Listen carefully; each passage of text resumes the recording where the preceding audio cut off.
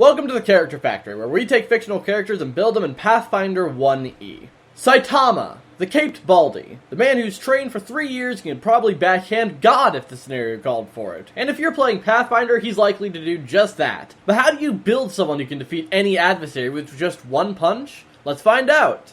Using 20.5 for the build, strength is 16. Not entirely lore accurate, but you're level 1 and need to start somewhere. Dexterity is 16, while it doesn't matter if you get hit, you can still avoid well. Constitution is 11, which is lower than I'd like, but we only have so much to play with. Intelligence is 10, you're not super smart, but you're not dumb either. Wisdom is 13, you can keep track of speed of sound sonic, and that requires good perception. Finally, Charisma is 7, you don't have the best public image in the world. Saitama is human. Being human keeps you from being hunted by the Hero Association, but will also give you a +2 to strength, boosting your damage already. Next, you get skilled, which is an additional skill rank each level. You also get a bonus feat, which will make power attack. This lets you choose to take a scaling debuff to attack rolls to gain a higher scaling bonus to damage rolls, and serves as a first step towards one-punching everything. Your traits are Axe to the Grind and Acrobat. Axe to the Grind increases your damage rolls by a +1 when you're the only creature threatening a target, which you find yourself doing often, if only because you move so fast you reach the enemy before anyone else does. And Acrobat gives you a +1 to acrobatic skills checks. It reduces the penalty for accelerated climbing from -5 to -2. Saitama has many skills, such as Acrobatics, which aids in moving around and jumping, both of which you're good at. Climb, because while you can normally just jump to where you're trying to go, you can just climb there as well. Escape Artist, because you can usually just walk out of whatever bindings you're in. Intimidate, because while you might not try to be frightening, some can sense how great of a threat you are just by looking at you. Perception, because not much escapes from notice. I wanted to throw in Profession Hero, because while it probably won't fit your campaign, it is in character. Maybe you can convince your DM to let you have it. And finally, Swim. Being the strongest man alive gives you a mean backstroke. We start the build with Unchained Monk. Would have gone Brawler, since Saitama doesn't understand the purpose of martial arts, but Monk has more in-character abilities. Flurry of Blows is not one of them. This lets you make an additional attack at your highest bonus and stacks with effects like Haste. As I said, though, it's not in character since Saitama only needs one punch to win. However, he didn't get to that point in a day, and you won't get there in one level. Use the extra attack, it's really good to have 2 attacks at first level. It's made better by Unarmed Strike, which gives you improved Unarmed Strike as a bonus feat and increases your unarmed damage from 1d3 to 1d6. You add your full strength bonus to all unarmed attack rolls and can choose to make it lethal or non-lethal without taking a penalty on attack rolls. Your unarmed strikes are also treated as natural and manufactured weapons for spell effects and other abilities. Next up is your AC bonus. You can add your Wisdom modifier to your AC as long as you're unencumbered and unarmored, and the bonus will go up at higher levels. Saitama wears yellow pajamas and a cape as his hero costume. It's not exactly protecting. You get a couple bonus feats this level as well, starting with Stunning Fist. A number of times per day equal to your monk level, you can choose to use this feat before you make an attack roll. If you land the attack, you deal damage normally, and the target makes a Fortitude save with a DC equal to 10 plus half your monk level plus your Wisdom modifier. If they fail the save, they're stunned right up until your next turn, meaning you'd have to flurry to get a hit in before the effects end. Even if you don't get the kill, people are going to be surprised by just how hard you hit. Our next bonus feat is from a small list you get as a monk, and we'll choose Dodge. Dodge gives you a +1 dodge bonus to AC. Like I said earlier, Saitama can just not get hit if he doesn't feel like it, and this helps with that. Finally, your actual feat this level. When you use Cleave, your AC goes down by 2 until the start of your next turn. You make one punch at your full base attack bonus, and if you hit, you can make a second attack, again at your highest bonus, against one creature adjacent to the first. You can only make one extra attack each round. This will help you get multiple attacks in a round without hitting the same target twice, although you'll probably need to hit again the next round anyway. Second level Unchained Monks get Evasion. Whenever you make a reflex save to take half damage from like a fireball, you take no damage on a successful save. Blizzard's Hellstorm didn't do a thing to you, this is how. Next, you get another monk bonus feat. Combat Reflexes gives you a number of additional attacks of opportunity per round equal to your Dex mod. No one slips past you. No matter how fast some people are, you've always got a punch waiting for them. At third level, you get Fast Movement, a +10 foot enhancement bonus to your land speed. This will increase with your level, but as an enhancement bonus, it won't stack with spells like Haste or Expeditious Retreat. Eventually, though, you'll outscale them, so true to Saitama, you won't need magic to go ridiculously fast. You also get your ki pool this level. This is a pool with a number of points equal to half your level plus your wisdom modifier. Right now you can only use them to make a ki strike, which is an additional attack when making a flurry of blows, but this is out of character so don't do it. This also augments your strikes, meaning that your unarmed strikes count as magic for the purpose of overcoming DR as long as you have a ki point left. This is a necessity for martial characters as eventually you will find enemies with magic DR, and this makes sure you're more likely to one-punch them. Our third feat is Weapon-Focused Unarmed Strike. Unchained Monks have good attack rolls, but Power Attack is going to mess with that. This will dampen the effects by giving you a +1 to all your attacks with your Unarmed Strike. At 4th level, a few things start to scale. First, your unarmed damage increases to 1d8. Next, your AC bonus increases by +1 in addition to the standard wisdom bonus. And finally, you can use Stunning Fist to instead fatigue your target, at the same DC as Stun. I think Stun is a better choice most of the time, but if you're dealing with a mounted combatant with a 3 times damage on a charge, it could be good to fatigue the mount and keep that from happening. Stun is more in character, but I'm sure Sonic felt rather fatigued the first time you hit him. Next up, you get a ki power. These are abilities that give some passive effects and an active bonus you can spend ki points on, like High Jump, which adds your monk level to your acrobatics checks made to jump. You always count to having a running start when jumping, and you can spend a ki point as a swift action to add 20 to your jump checks for 1 round, which is in addition to your level bonus. Saitama was able to jump from a rooftop onto a massive spaceship that was nowhere near him. He's got some mad hops. Next is Still Mind, which gives you a +2 versus all enchantment skills and effects. To my knowledge, Saitama isn't particularly resistant to mind control, but would anyone really be surprised if someone tried to mind control him and it just failed? Finally, this level you get an ability score increase, which will put to Constitution, bring it to 12 and giving you a small HP boost. You are durable after all. 5th level Unchained Monks get Purity of Body, which gives immunity to all diseases including magical ones. Even your immune system is overpowered. Next is the most useless ability for this build specifically, Style Strike. You choose one this level, and when you make a flurry of blows, you can designate one of these blows to be your chosen Style Strike. Except you don't make flurry of blows. You only deliver one punch. Hammer Blow. Just take Hammer Blow. If both your hands are free, it lets you roll the damage dice twice with no attack penalty. You can't deal good enough damage yet to justify only making 1 attack per round. Just take Hammer. Anyway, you get another feat this level. Toughness gives you an HP bonus equal to your level, and will give you 1 additional HP every level to help round out the fact that your con is only 12. Once you reach 6th level, your fast movement increases to +20, and you get your next ki power, Action Before Thought. Whenever you roll initiative, you can spend 2 ki points as a free action to roll twice and take the better result. Saitama is fast, enough said. And he gets even better at being fast with our next feat, Mobility, which gives you a +4 to AC against attacks of opportunity caused by you moving. You're a blur, no one can land a meaningful blow on you. At 7th level, your unarmed strikes are counted as Cold Iron and Silver for the purposes of bypassing DR. As weird as some of the monsters are, Saitama's probably fought a werewolf or something similar. More importantly than that, you get the feat that will start us down the path of one punch, Vital Strike.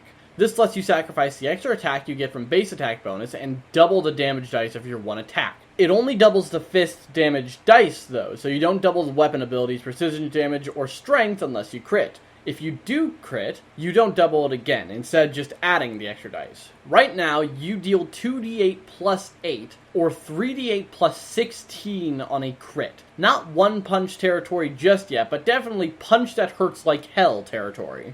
Once you hit 8th level, your unarmed damage increases to 1d10, meaning that, with Vital Strike, your damage is now effectively a d20, and it will only get better. Your AC bonus also gets better, now 2 plus Wisdom, and speaking of Wisdom, that's where we're putting our ability score improvement this level, raising it to 14 for that sweet, sweet AC bonus and more ki points. Stunning Fist improves as well, as you can now choose to sicken targets on hit for 1 minute. Next up is a new ki power, Wind Jump. This lets you spend a ki point as a move action to gain a fly speed equal to your base land speed, 30 feet, for a minute. With the catch that you need to end your movement on solid ground or fall as normal. Saitama can't fly, but anyone good enough at jumping can technically fly.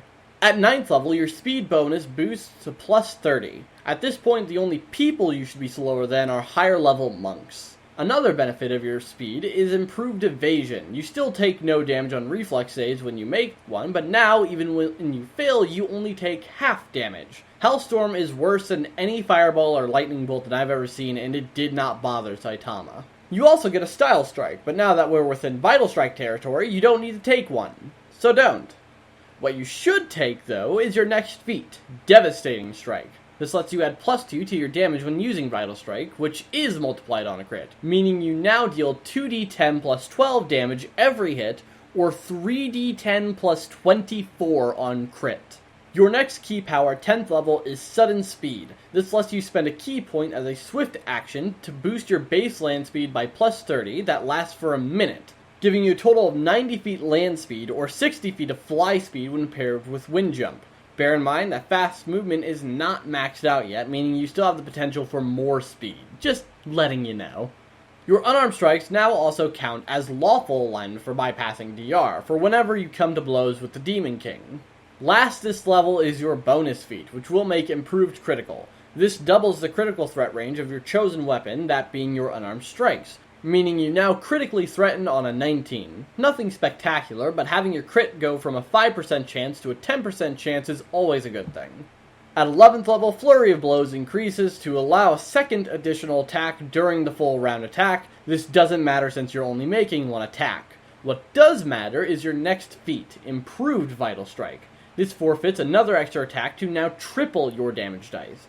It now also means that Devastating Strike improves from +2 to +4, meaning in total you now deal 3d10 plus 14 and it will only improve. Like at 12th level, when your unarmed damage increases to 2d6 or 6d6 when paired with Vital Strike.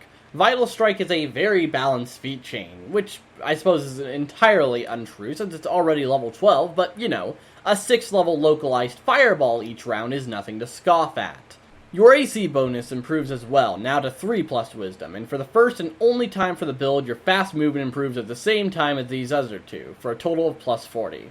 Next, Stunning Fist gets its next upgrade, now letting you choose to stagger your target for 1d6 plus 1 rounds, which can be debilitating for a lot of martials since it stops them from making full round attacks.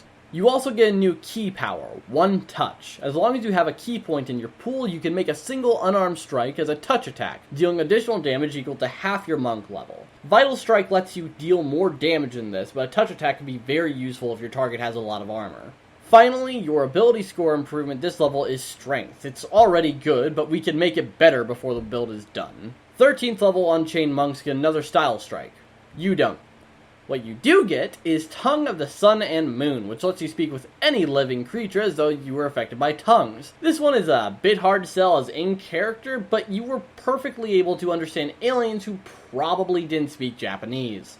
Our next feat will be Cerberus Style. When in combat, you activate a style feat as a swift action and it remains in effect until combat ends or you switch to another style. Cerberus Style lets you make a single unarmed strike at your highest base attack bonus, without Vital Strike. If you hit, you can then hit 2 other creatures that are within reach. This will help you deal with groups of enemies while still only making 1 attack at each target, although it comes at a cost of a -2 to AC until your next turn.